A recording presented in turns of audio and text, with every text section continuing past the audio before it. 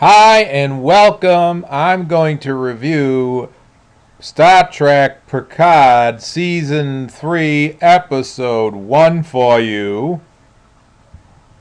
The show starts out with Dr. Beverly Crusher on some spaceship in some unknown area of space just outside the Federation being attacked by generic aliens. She's on, obviously, lighting is something they don't have in, this century because all the scenes seem to be extremely dark for some reason. I don't know. They must have got rid of LEDs or something. It's just kind of weird.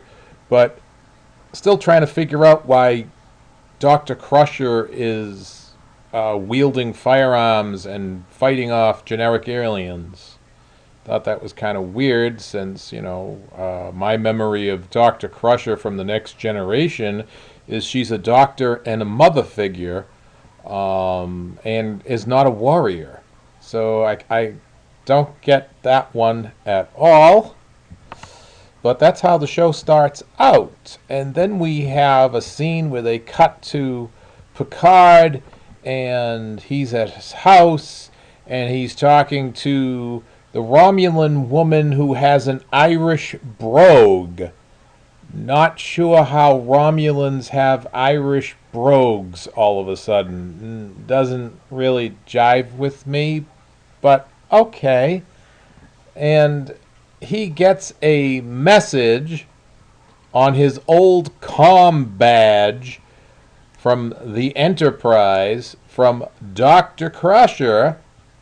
Yes, it's an urgent message asking him for help. I don't know about you, but let's say you had a walkie-talkie that's been laying around for 30 or 40 years. Do you think you'd be getting a message on it, and even if the walkie-talkie even still worked after all that time? I was scratching my head at that one. But okay, it is, they are 200 years ahead of us, and, I guess that's sort of something. But that's what he gets, and so he decides to look into the matter and meets up with his old friend, William Riker, who is a captain now and is also retired like Picard is. Now, one of the things I have with this problem with Picard in the first place, first off, I just have to tell you, I absolutely hated both Season 1 and Season 2. Just telling you that flat out. And honestly, I think this is really a cheap attempt to resurrect the dead corpse of Star Trek Discovery and Star Trek Picard. But we'll see. I'll keep an open mind. I honestly believe that Patrick Stewart, although he is a very good actor, is very old. He's 82 years old, and honestly, he looks like he's about 92 years old in this show. And Jonathan Frakes is in real life 70, and he looks like he's 70, as you can see from this picture. I don't know. There's just like no dynamic thing I can believe about the two of them being able to do anything. And they do poke fun in the show about them being old quite a bit. They also talk about when they get together, the two of them, they talk about in a bar about the Enterprise in the old days, and someone's selling pendants of Enterprises. It just turns out that their particular Enterprise is the one that nobody buys. So there's this undercurrent that's in the show as you watch it that is constantly undercutting Star Trek The New Generation. Now, I've been watching Star Trek for 50 years. From the original series I've even watched Discovery and Picard, and I can tell you they're horrible. But the, Star Trek has always been a fantastic show. Okay, and it's always been uplifting, and everything about it is that the future is bright. In fact, the future is so bright that you have to wear shades. That's really what it's about. And there's always hope. When I see the shows that are made today, they're dark, they're dank. The story is always making fun of people for no reason, denigrating the elderly in this, denigrating the new generation. Yeah, you can look at it one way and say, well, they're just poking fun, but you can look at it another way as they're saying this stuff is kind of old and just ignore it now. Ignore all the old Star Trek and only try to watch the new stuff. And that's what the feeling I get when I'm watching this particular episode. So anyway, William Riker and Admiral Picard, retired, come up with a plan to go find Dr. Crusher and save her. So they're sitting in the bar talking about this. So they go to Captain Riker's old ship, the Titan, USS Titan. And there, for whatever reason, we meet 7 of 9. Not really sure what she's doing there, or frankly, I never could figure out why she's in Picard, because she doesn't really know Picard. If you remember, she's in the other show with Captain Janeway. But at least she's in this show, and she's very pretty and beautiful still. And I think she's the youngest person in this show, which is kind of interesting. So she is the first mate on the USS Titan. And so she, greets Picard and Riker, and in her way, as you know, she always acts kind of like a female Spock. That's really what her character is. And so she greets them and brings them onto the ship, and they do an inspection. And of course, they're planning to steal a shuttle off of the Titan to go save Dr. Crusher. Now, they have to get the Titan to go to this area of space that's just on the edge of Federation space. And so they're basically trying to get 7 of 9 to help them. Now, she's not the captain of this ship. There is another guy that is the captain of the ship who happens to have been Captain Riker's first officer on the Titan, and now he's the captain of the Titan. And so we meet this guy who's the captain of the Titan who resents both Riker and Picard. He basically hates them and everything they stand for, and basically says this in the show, which, I don't know about you, but that's another head scratcher for me.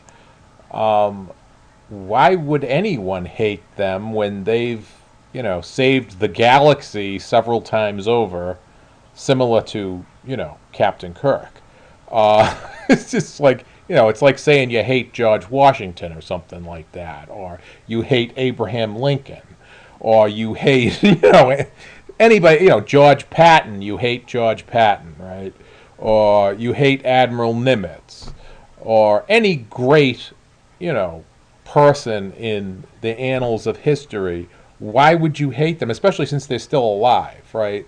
Or, a modern day example, and I'll just use a football analogy.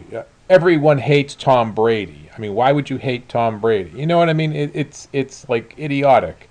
It's just a stupid. You wouldn't hate, especially because he's in Starfleet and is a captain. Why would he hate his old captain that he was with for years? Or why would he hate Picard, who was, saved the galaxy a million times over. It doesn't make any sense, but he has this total resentment for these two guys, and he basically tells them, no, we're not taking the ship to the edge of the Federation space, and I really don't care what you have to say.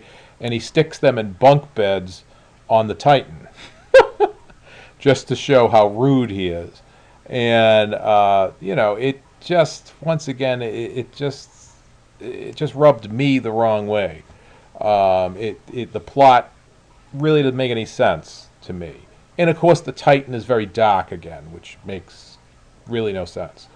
While this is going on, we have another character that's in the show that is a drug addict that is trying to get information because she's in the Secret Service part of the Federation, so she's basically a spy, and she's tracking stuff that has been stolen from a star base, but she's an addict. Of course, none of this makes any sense to me because in this century, 200 years from now, I don't think you'll have drug addicts. And my thought around this is that, if you can have a holodeck that can create anything you want, and you have androids that can do anything you want, and you have augmentations of your mind where it can literally talk to a computer or what we have today, an internet, I can't imagine, why would you need drugs? Drugs are something that takes you away to a fantasy, but you could actually live your fantasy in their century. So I don't think drugs will be a thing then. I think the replacement for that would be what William Shatner invented called tech in his Tech War books. So none of this makes sense, once again. So anyway, 7 and 9 takes the ship to the edge of Federation space, and Picard and Riker steal a shuttle off the Titan and are going to save Beverly Crusher. They get to Beverly Crusher's ship, only to find him, who we find out is Dr. Crusher's son, who no one has any idea where he popped up from, a new son. Okay. None of this makes any sense. And Dr. Crusher is in some type of suspended animation. And then a giant ship appears, and that really makes no sense either. But whatever. And the generic aliens, we assume, are on the giant ship, and that's how the episode ends. So, overall, what do I give this episode?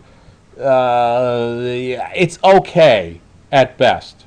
Okay, so I out of 5, a 2, maybe a 2.2, something like that. It's just okay. The show. It's not. I've heard other people review it and say it's fantastic. It's this. It's that. It's not fantastic. It's very average at best. And if you are a real Star Trek fanatic like I am, it's going to be kind of okay? There's nothing fantastic about it. It certainly does not measure up to any of the shows in the new generation. That's for sure. It positively does not measure up with the original Star Trek. I'm trying to think of a Star Trek show that it might measure up with. It doesn't measure up with Voyager. It doesn't measure up with... I'm trying to think of a show. Well, let's put it this way. It's better than any of the Discovery shows. So I guess that's where it measures up. Or against itself. It's better than any of the other seasons so far of Picard, which is such a low level. I don't know what else to tell you. So it's better than those. I was trying to find a measuring stick. The new Star Trek Strange New Worlds. It's not as good as that episode. If I compare the original episode of that show to this show, yeah, I think it's below the Strange New Worlds show. So that's a measuring stick we can go by. That's where I would put it. So, yeah, watch it. See what you think. Tell me what you think. If you enjoyed these videos, please subscribe. Tell your friends about it and have them subscribe. Hit the like button. Bye-bye.